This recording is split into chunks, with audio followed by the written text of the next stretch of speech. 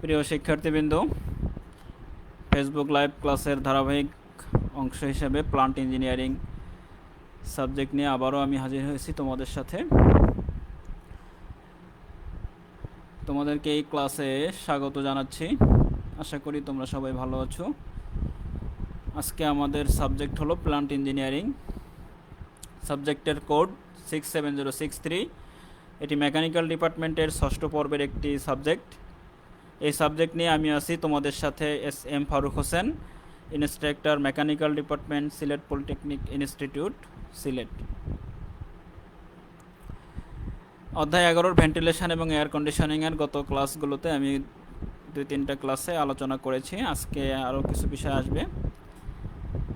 গত ক্লাসগুলোতে ventilation, air conditioning পদ্ধতি, ভেন্টিলেশন পদ্ধতির শ্রেণীবিভাগ, ভেন্টিলেশন পদ্ধতির নিয়ন্ত্রণ, এরপরে স্থাপনের পরে আইন এবং অনুশীলন কোড অফ প্র্যাকটিসের ব্যাখ্যা, এয়ার কন্ডিশন পদ্ধতির শ্রেণীবিভাগ, এয়ার কন্ডিশন পদ্ধতির নির্বাচিত মানদণ্ড, heating cooling load calculation, heating ও কুলিং লোডের ব্যাখ্যা, কুলিং লোডর কী জিনিস, কুলিং লোডের একক সমূহ, এরপরে সর্বমোট কুলিং লোড কী হবে, কুলিং লোড নিরূপণে কতিপয় ধারণা, কুলিং লোডের উপাদান এবং হিটিং লোডের উপাদান বা কম্পোনেন্টস, এয়ার কন্ডিশনিং পদ্ধতি।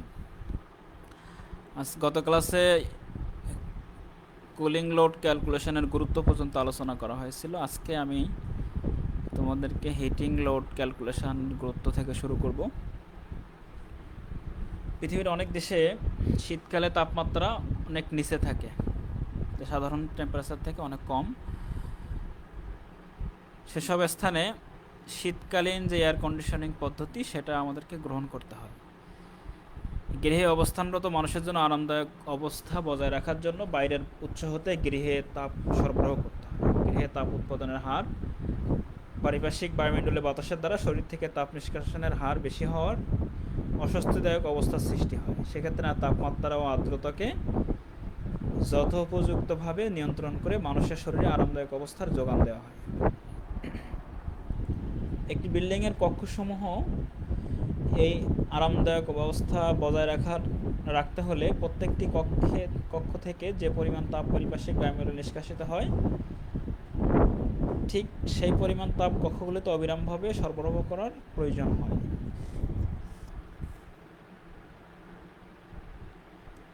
জ্বালানি থেকে তাপ নিষ্কাশন করে বিল্ডিংয়ে প্রেরণ করে শীতকালে রুম গরম করে আরামদায়ক করা হয়। সুতরাং এসব কার্যাদি সুষ্ঠু ও সুন্দরভাবে নিয়ন্ত্রণ করতে হলে অবশ্যই হিটিং লোডকে ক্যালকুলেশন করতে হবে। এটার গুরুত্ব অপরিসীম।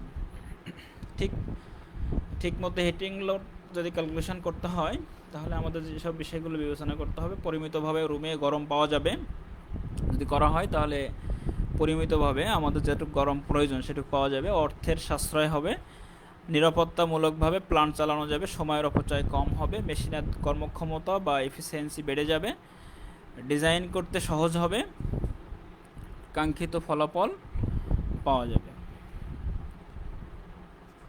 হিট লস সাধারণত দুই ভাগে বিভক্ত। একটা হচ্ছে হিট লস সমূহ দেয়াল, ওয়াল, ফ্লোর, সিলিং কাজ অথবা অন্যান্য সারফেস দিয়ে যেটা লস হয়।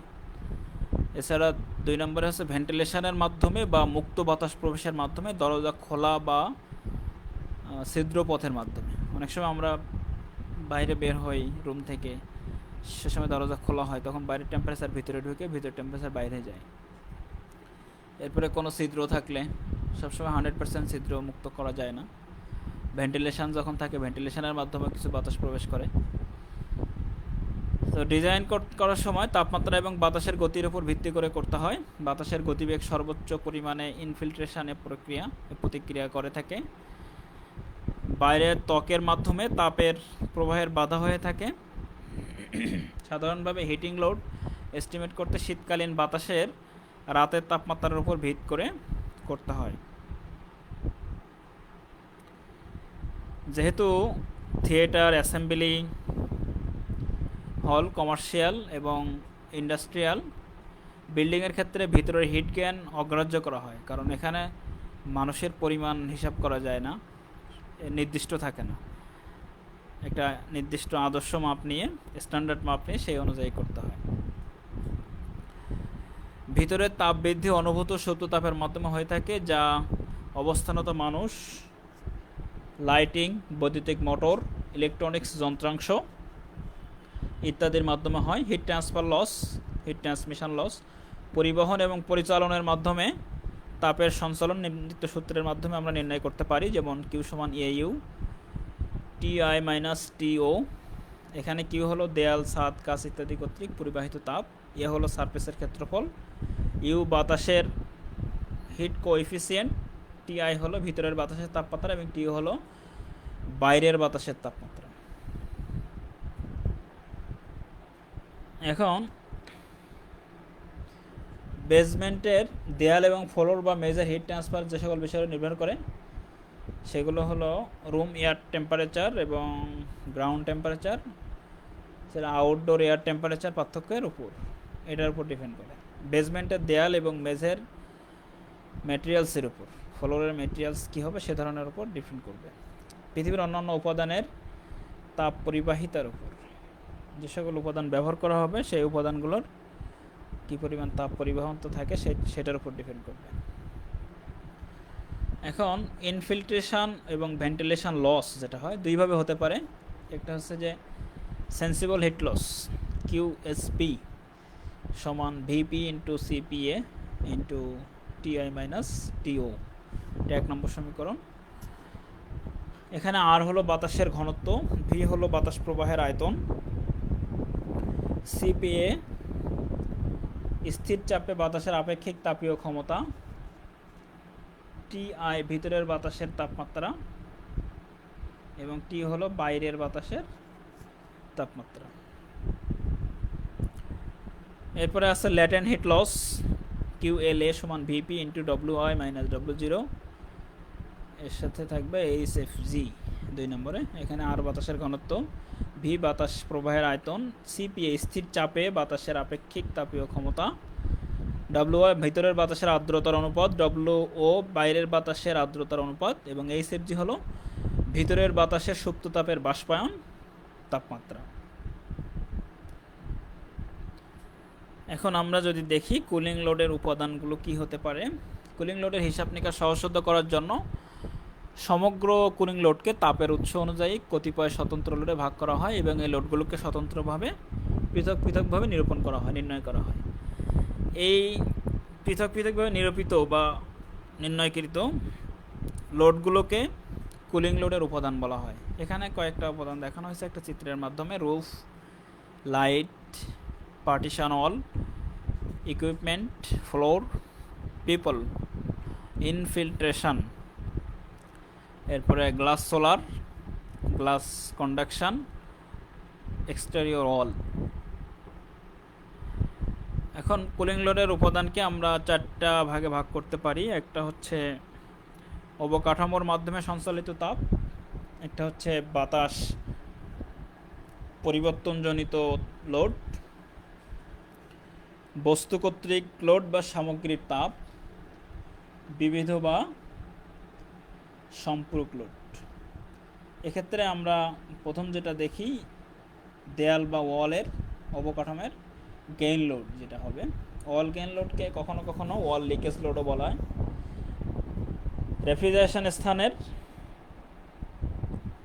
দেয়াল, ছাদ এবং মেঝের দুই পাশের তাপমাত্রার পার্থক্যের জন্য রেফ্রিজারেশন যে প্লেস এটার দেয়াল, ছাদ এবং মেঝের মাধ্যমে তাপ পরিবহন প্রক্রিয়ায় বাইরের দিক থেকে তাপ ভিতরের দিকে প্রবাহিত বা সঞ্চালিত হয় এবং তাপ প্রবাহের এই হারকে ওয়াল গেইন লোড বলছে। বাইরের দিক থেকে যে টেম্পারেচারটা ভিতরে আসে, সাধারণত আমরা যদি আরামদায়ক করি তাহলে বাইরে যদি টেম্পারেচার বেশি থাকে ভিতরে কমিয়ে ফেলি, আর বাইরে যদি কম থাকে ভিতরে আমরা বাড়িয়ে নিই। 2টা অপশন। তো কুলিং লোডের ক্ষেত্রে আমরা সাধারণত বাড়িয়ে নিই, ভিতরে টেম্পারেচার কমিয়ে ফেলি। যখন আমরা এই লিকেজগুলো চিন্তা করি তখন দেখছি যে আমাদের বাইরের বাতাস ভিতরে যখন প্রবেশ করে এটা তাপ পরিবহন প্রক্রিয়ার মাধ্যমে আসতে পারে। বাইরের দিক থেকে তাপ ভিতরের দিকে সঞ্চালিত হয়। এটার মাধ্যম দেয়াল হতে পারে, ছাদ হতে পারে এবং মেঝে হতে পারে। তাপপ্রবাহের হারকে ওয়াল গেইন লোড আমরা বলছি। বাস্তবে কোনো নিয়ন্ত্রিত স্থানের দেয়াল, ছাদ এবং মেঝেকে সম্পূর্ণরূপে আস্তরণ করা সম্ভব না, একবারে কমপ্লিট আস্তরণ দেওয়া সম্ভব হয় না। এজন্য বাইরের তাপমাত্রা ভিতরের তাপমাত্রা অপেক্ষা বেশি থাকে, তখনই কিছু না কিছু তাপ এই রেফ্রিজারেন্ট স্থানে প্রবাহিত হয়। ওয়াল গেইন লোড সকল প্রকার হিমায়ন এবং শীততাপ নিয়ন্ত্রণ প্রয়োগ ক্ষেত্রে সাধারণ লোড এবং একে সাধারণত সর্বমোট কুলিং লোডের একটি উল্লেখযোগ্য অংশ হিসেবে বিবেচনা করা হয়।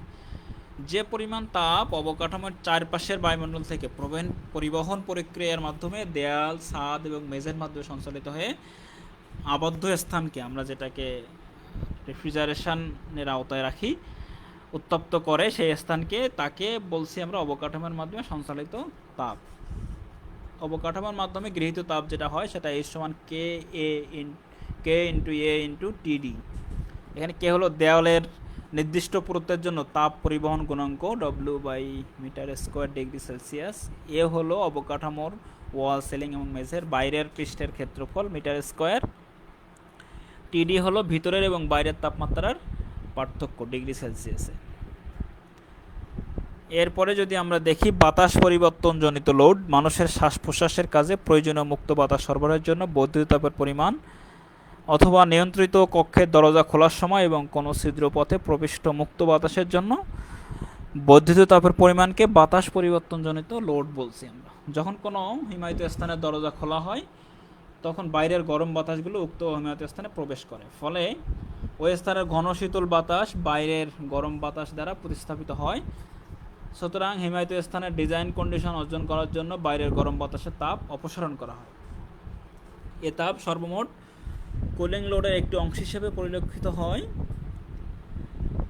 কুলিং লোডের এই অংশকে বাতাস পরিবর্তনজনিত লোডও বলা হয়।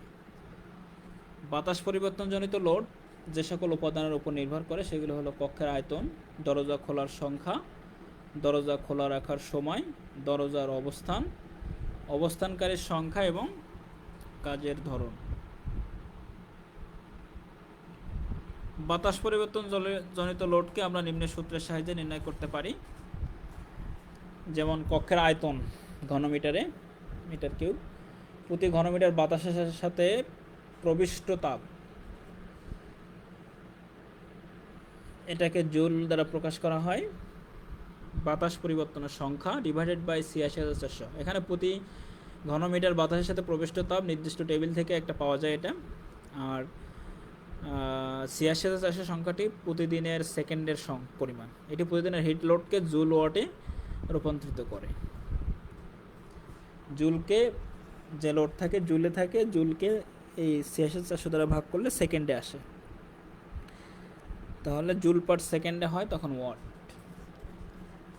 এরপরে আমাদের আসছে সামগ্রিক তাপ বা প্রোডাক্ট লোড। রেফ্রিজারেশন প্রক্রিয়ায় যে দ্রব্য আমরা দ্রব্য সামগ্রীর তাপমাত্রা ইপ্সিত সীমায় কমিয়ে আনার জন্য উক্ত দ্রব্য সামগ্রী থেকে যে পরিমাণ তাপ অপসারণ করা হয় তাকে আমরা বলছি প্রোডাক্ট লোড। এখানে প্রোডাক্ট শব্দটি ওই সকল পদার্থের ক্ষেত্রে ব্যবহার করা হয়েছে যাদের তাপমাত্রা হিমায়ন যন্ত্রের সাহায্যে কমাতে হবে, যেমন খাদ্যদ্রব্য, welding electrode, concrete, plastic, rubber এবং সকল ধরনের তরল পদার্থ থেকে অন্তর্ভুক্ত করা যাবে।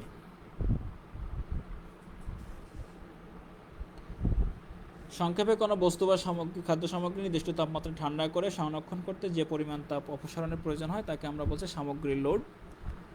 সামগ্রিক তাপমাত্রা হ্রাসের লোড, এখানে সামগ্রিক লোড W সমান নিয়ন্ত্রিত কক্ষে প্রতিদিন প্রবেশকৃত দ্রব্য বা সামগ্রীর পরিমাণ, কেজিতে আসবে এটা। সামগ্রিক তাপমাত্রা হ্রাসের পরিমাণ ডিগ্রি সেলসিয়াসে আসবে। সামগ্রীর আপেক্ষিক তাপ joule per KG degree kelvin divided by ৮৬,৪০০। সামগ্রীর জমাটকরণ লোড, যেটা হিসাবে আমরা আনতে পারি লোড সমান নিয়ন্ত্রিত কক্ষে প্রতিদিন প্রবেশকৃত দ্রব্য বা সামগ্রীর পরিমাণ, একবার রেগুলার যেটা প্রবেশ করবে, এটা কেজিতে। সামগ্রিক কঠিন ভবনের সুপ্ত তাপ joule per KG degree kelvin, এটা টেবিল থেকে পাওয়া যাবে, ডিভাইড বাই ৮৬,৪০০, এটা একদিনের সময়ের হিসাব। যদি সামগ্রীকে একদিনের কম সময় জমাট করার কথা উল্লেখ থাকে তবে লোড সে অনুসারে বাড়াতে হবে। সামগ্রী প্যাকেট করার পদার্থের এবং সামগ্রী স্থানান্তরের যন্ত্রের ট্রলি এই লোড এর সাথে অন্তর্ভুক্ত করতে হবে।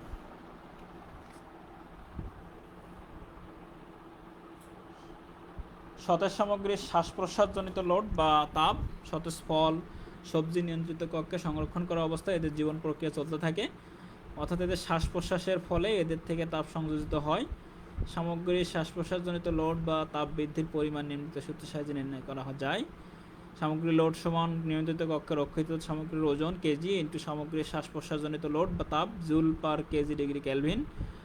এটাও টেবিল থেকে পাওয়া যাবে। এরপরে প্রত্যেক দিন হিসেবে ৮৬,৪০০। সামগ্রীর তাপ সূক্ষ্মভাবে নির্ণয় করতে হলে বস্তুর চিলিং রেট ফ্যাক্টর বিবেচনা করা উচিত। চিলিং রেট বিবেচনা না করলে কোনো বস্তু শীতল করার আগে প্রচুর সময়ের প্রয়োজন হয়। বস্তু দ্রুত শীতল করার জন্য সামগ্রিক তাপের সাথে চিলিং রেট ফ্যাক্টর বিবেচনা করা হয়। এর মূল উদ্দেশ্য সর্বোচ্চ কুলিং লোড যাতে শীতলীকরণের হার ঠিক থাকে। নিয়ন্ত্রিত কক্ষে খাদ্য সামগ্রী সংরক্ষণের জন্য এখানে তাপের পরিমাণকে একটা ছকের মাধ্যমে দেওয়া হয়েছে। একটা হলো সামগ্রীর পরিমাণ, তারপরে সংরক্ষণ তাপমাত্রা কি হবে। যেমন গোমাংস, এটা ফ্রেশ যদি হয় 0 থেকে 1.1 ডিগ্রি সেলসিয়াস। এর তুলনীয় আর্দ্রতা 88 থেকে 92%। সম্ভাব্য সংরক্ষণকাল 1 থেকে 6 সপ্তাহ। সর্বোচ্চ জমাটাঙ্ক হবে -2 ডিগ্রি সেলসিয়াস। হিমাটাঙ্কের উপরে আপেক্ষিক তাপ হবে kilo joule per KG degree kelvin 3.2। এরপরে হিমাঙ্কের নিচে হলে সেটা হবে আপেক্ষিক তাপ 1.67 kilo joule per KG degree kelvin. সুপ্ত তাপ হবে 231 গোমাংসের জন্য। গোমাংস ফ্রেশের যেটা, ফ্রোজেন যেটা -18 ডিগ্রি তার তাপমাত্রা সংরক্ষণ 90 থেকে 95 আর্দ্রতার পার্সেন্টেজ। 9 থেকে 12 মাস এটা সংরক্ষণ করা যাবে। -2 ডিগ্রি সেলসিয়াসের জমাটাঙ্ক হয়। 3.2 এর হিমাঙ্কের উপরে আপেক্ষিক তাপ এবং হিমাঙ্কের নিচে 1.67 এবং এর সুপ্ত তাপ 2531। ফ্রেশ মাছ যেটা 0.6 থেকে 2 ডিগ্রি সেলসিয়াস, এটাও 90 থেকে 95 আর্দ্রতা পার্সেন্টেজ। 5 থেকে 15 দিন এটা সংরক্ষণ করা যাবে এবং -2.2 ডিগ্রি সেলসিয়াস সর্বোচ্চ জমাটাঙ্ক। 3.26 হিমাঙ্কের উপরে আপেক্ষিক তাপ, এর kilo joule per KG degree kelvin. এবং হিমাঙ্কের নিচে যে আপেক্ষিক তাপ হবে 1.74, এর নিচে আর নামতে পারবে না। এরপরে 245 হবে তার সুপ্ত তাপ। মাছের ক্ষেত্রে ফ্রোজেন যদি হয় -18 ডিগ্রি সেলসিয়াস তার তাপমাত্রা থাকতে হবে। 90 থেকে 95 এর আর্দ্রতার পার্সেন্টেজ। 6 থেকে 12 মাস এটা সংরক্ষণ করা যাবে। -2.2 ডিগ্রি সেলসিয়াস এর সর্বোচ্চ জমাটাঙ্ক। এর হিমাঙ্কের উপরে আপেক্ষিক তাপ এটা নেগলিজেবল এবং হিমাঙ্কের নিচে আপেক্ষিক তাপ 1.74 KG degree kilo joule per KG degree kelvin. এর সুপ্ত তাপ 245। মুরগির মাংস যেটা -2.25 থেকে -1 ডিগ্রি সেলসিয়াস সংরক্ষণ তাপমাত্রা। তুলনীয় আর্দ্রতা 87% এবং এটা সংরক্ষণ করা যাবে মোটামুটি যে কোনো সময় পর্যন্ত। -2.75 ডিগ্রি সেলসিয়াস এর হচ্ছে জমাটাঙ্ক সর্বোচ্চ। 3.18 হিমাঙ্কের উপরে আপেক্ষিক তাপ এবং হিমাঙ্কের নিচে আপেক্ষিক তাপ 1.55, এটা KG kilo joule per KG degree কেলভিনে। সুপ্ত তাপ আসবে 246। ডিম হলে -1.7 থেকে 0 সংরক্ষণ তাপমাত্রা। মাখন ফ্রোজেন হলে -18 ডিগ্রি সংরক্ষণ তাপমাত্রা। দুধ পাস্তুরিত হলে -6 ডিগ্রি সেলসিয়াস তার সংরক্ষণ তাপমাত্রা। এরপরে আমাদের ডিমের ক্ষেত্রে আর্দ্রতা হলো 85 থেকে 90। মাখনের ক্ষেত্রে 70 থেকে 85। দুধ পাস্তুরিত হলে সেটা নেগলিজেবল এবং সম্ভাব্য সংরক্ষণকাল 5 থেকে 6 মাস ডিম। মাখন ফ্রোজেন 8 থেকে 12 মাস। দুধ পাস্তুরিত 7 দিন। সর্বোচ্চ জমাটাঙ্ক -2.2 ডিম। মাখন -5.6। দুধ পাস্তুরিত হলে 0.6 এবং হিমাঙ্কের উপরে আপেক্ষিক তাপ 3.05 ডিম kilo joule per KG degree kelvin. হিমাঙ্কের নিচে এটা নেগলিজেবল। সুপ্ত তাপ 223। মাখনের ক্ষেত্রে সর্বোচ্চ জমাটাঙ্ক -5.6 1.38 হিমাঙ্কের উপরে আপেক্ষিক তাপ এবং 1.05 হিমাঙ্কের নিচে আপেক্ষিক তাপ। এরপরে সুপ্ত তাপ এটা 53। দুধের ক্ষেত্রে সর্বোচ্চ জমাটাঙ্ক -0.6 ডিগ্রি সেলসিয়াস এবং হিমাঙ্কের উপরে আপেক্ষিক তাপ 3.77 এবং হিমাঙ্কের নিচে আপেক্ষিক তাপ 2.51, সুপ্ত তাপ এটা 290। এরপরে রুটিতে -18 ডিগ্রি সংরক্ষণ তাপমাত্রা এবং আর্দ্রতা নেগলিজেবল, 4 থেকে 6 মাস সংরক্ষণ করা যায় রুটি। সর্বোচ্চ জমাটাঙ্ক নেগলিজেবল 2.93। হিমাঙ্কের উপরে আপেক্ষিক তাপ এবং হিমাঙ্কের নিচে আপেক্ষিক তাপ হলো 1.42। 115 রুটির জন্য হচ্ছে আমাদের সুপ্ত তাপ। আপেলের -1.1 থেকে 3.3 ডিগ্রি সেলসিয়াস সংরক্ষণ তাপমাত্রা, 90 দিনের 90% আর্দ্রতা, 1 থেকে 6 মাস সংগ্রহ করা যায়। এরপরে সর্বোচ্চ জমাটাঙ্ক -1.15, 3.64 হিমাঙ্কের উপরে আপেক্ষিক তাপ kilojoule per KG degree kelvin এবং 1.88 হিমাঙ্কের নিচে আপেক্ষিক তাপ। এরপরে সুপ্ত তাপ 281। কলার ক্ষেত্রে 13.3 থেকে 15 ডিগ্রি সেলসিয়াস, তুলনীয় আর্দ্রতা 90%, 5 থেকে 10 মাস সম্ভাব্য সংরক্ষণকাল, -1 থেকে 0.8 ডিগ্রি সেলসিয়াস সর্বোচ্চ জমাটাঙ্ক, 3.35 হিমাঙ্কের উপরে আপেক্ষিক তাপ এবং 1.76 হিমাঙ্কের নিচে আপেক্ষিক তাপ kilojoule per KG degree kelvin. সুপ্ত তাপ আসবে 251। আঙ্গুরের ক্ষেত্রে আমরা যেটা দেখি 1.1 থেকে 1 ডিগ্রি সেলসিয়াস, 85 থেকে 90 হলো আর্দ্রতা পার্সেন্টেজ।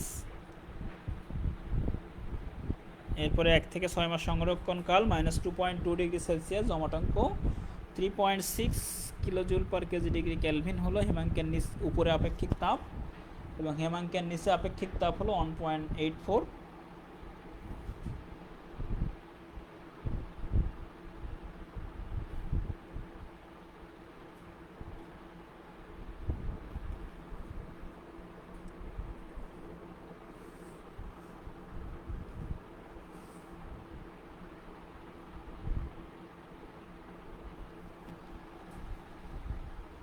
এরপরে এটা সুপ্ত তাপ হলো 270।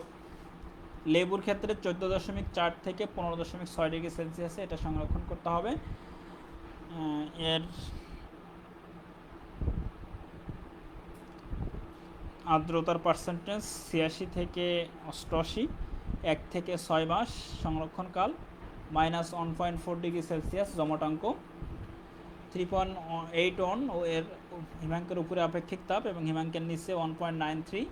সুপ্ত তাপ 295। কমলালেবু 0 থেকে 9 ডিগ্রি সেলসিয়াসে এটা সংরক্ষণ তাপমাত্রা, এর আর্দ্রতা 85 থেকে 90%, 3 থেকে 12 সপ্তাহ সংরক্ষণ করা যায়, -8 ডিগ্রি সেলসিয়াস হলো সর্বোচ্চ জমাটাঙ্ক, 3.76 হিমাঙ্কের উপরে আপেক্ষিক তাপ kilojoule per KG degree kelvin, হিমাঙ্কের নিচে আপেক্ষিক তাপ 1.92 এবং সুপ্ত তাপ 288।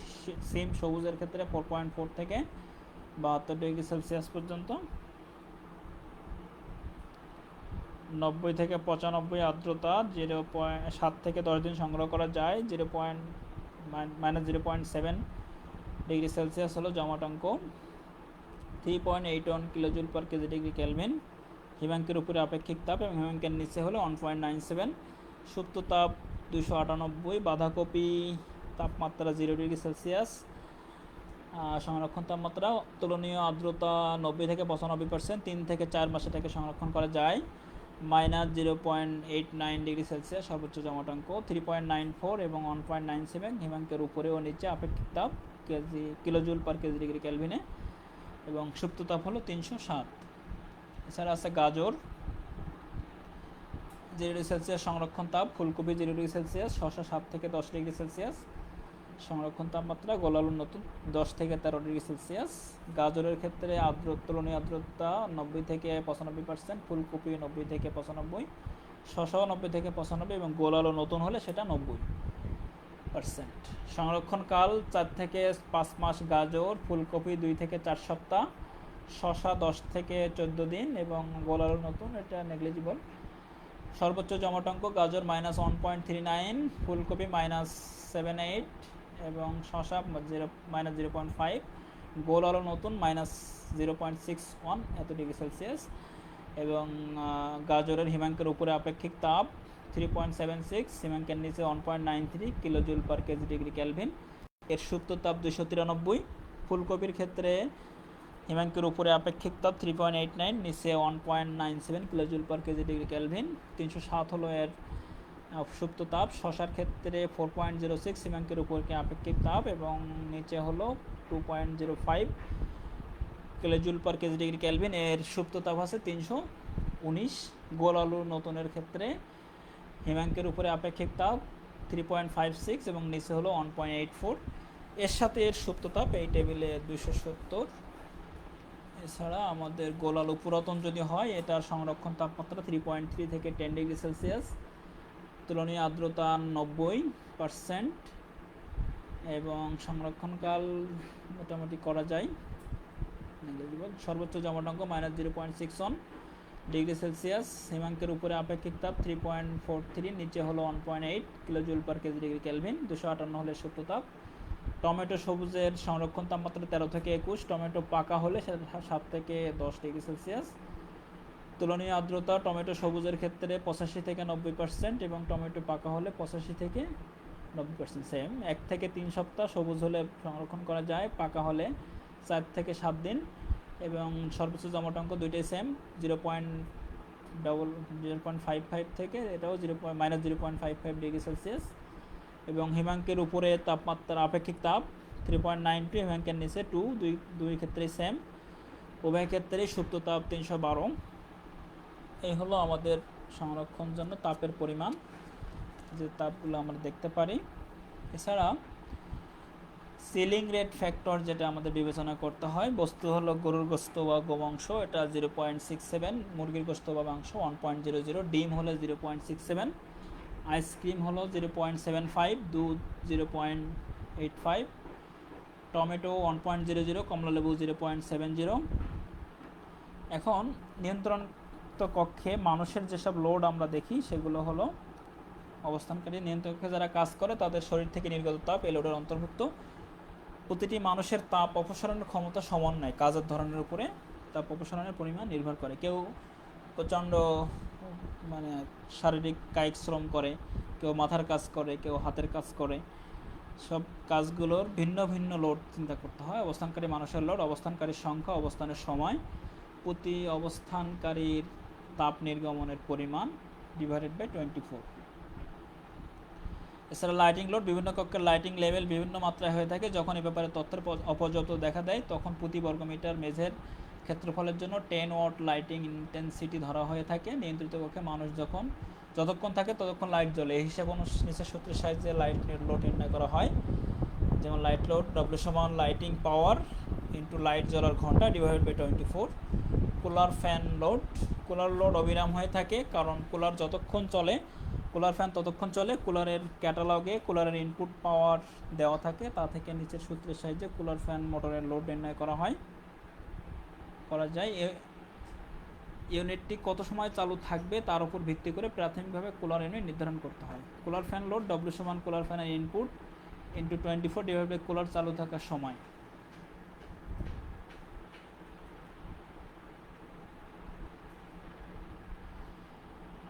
তো আজকের ক্লাস থেকে তোমরা যে কাজগুলো করবে সেগুলো হলো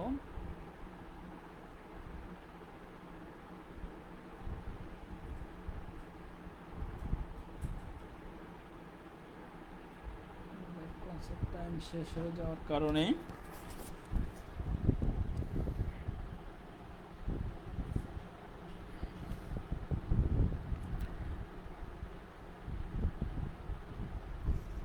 বাড়ির কাজ থাকবে। তোমাদের হিটিং লোড ক্যালকুলেশনের গুরুত্ব লেখো, সেন্সিবল হিট লস এবং ল্যাটেন্ট হিট লসের সূত্র প্রতিপাদন করো। একটা অঙ্ক দিয়েছি এখানে 12 মিটার 8 মিটার ইন্টু 5 মিটার সাইজের একটি হিমাগারে 3.25 কেজি ওজনের 2200টি প্যাকেট আংশিক হিমায়িত মুরগির গোশত 4 ডিগ্রি সেলসিয়াস হতে -20 ডিগ্রি সেলসিয়াস তাপমাত্রায় জমিয়ে সংরক্ষণের জন্য 3 জন শ্রমিক 100 ওয়াটের 4টি বাতি জ্বালিয়ে দৈনিক 5 ঘন্টা কাজ করে।